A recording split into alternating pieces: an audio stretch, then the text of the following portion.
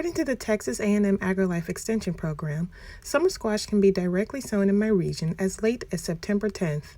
And so, I decided to plant one summer squash and one zucchini squash in each my home and community garden. Their growth has been a wonder to watch so far, containing happiness, excitement, sadness, and anticipation. My home garden is made up of 60% topsoil and 40% organic matter, mixed with earthworm casings, which seem to work well in my 2021 garden. My community garden plot is sandier than my home garden, especially where the squash are planted. The sandiness concerned me at first, but as the other garden plots seemed to be doing well, I trusted that my squash were going to be okay, but I would watch them carefully to see how the additional sand would affect their growth. I also added some earthworm casings to the community garden plot. My home garden had the benefit of being closer to me, and thus I thought I would be able to track every single stage of growth, while I was only able to visit my community garden twice a week. However, this does not seem to have hindered its growth. Due to the lack of rain within the last month, I kept a schedule of deep watering every other day in my home garden and every Saturday and Tuesday or Wednesday for my community garden. One mistake I made was not using mulch in my home garden. In 2021, I covered the roots with cardboard, and this helped with water retention, but I did not do that for my 2022 fall garden, and my neglect might have invited two particular pests to my garden.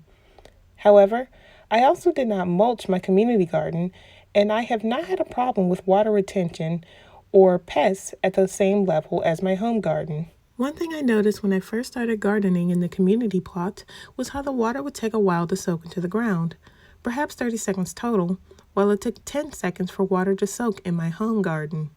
This is probably due to the sandiness of the community plot, and while I had concerns at first, it seems like this helped my squash in two ways. Number one, the looser sand probably enabled my squash to dig deeper roots, and the slow absorption allowed for better water retention. My home garden soil is thicker, and thus it probably made it harder for the roots to dig through, though water was retained well underneath. The community garden is technically younger, as the seeds were sown 2 weeks after the home garden, but it is the first to produce fruit. It is also here that I observed that I actually planted 2 zucchini plants instead of 1 squash like I planned. I think my home garden would have benefited from a looser soil composition, and perhaps I can make changes in time for spring/summer 2023.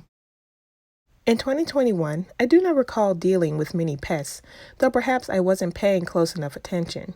In 2022, my main enemies in the garden have been squash vine borers and aphids. These are very common pests for squash, and I have already lost 1 yellow summer squash. The sibling zucchini plant is under attack as well, but I do have a plan in the works, and hopefully in part 2, I can give you some good news.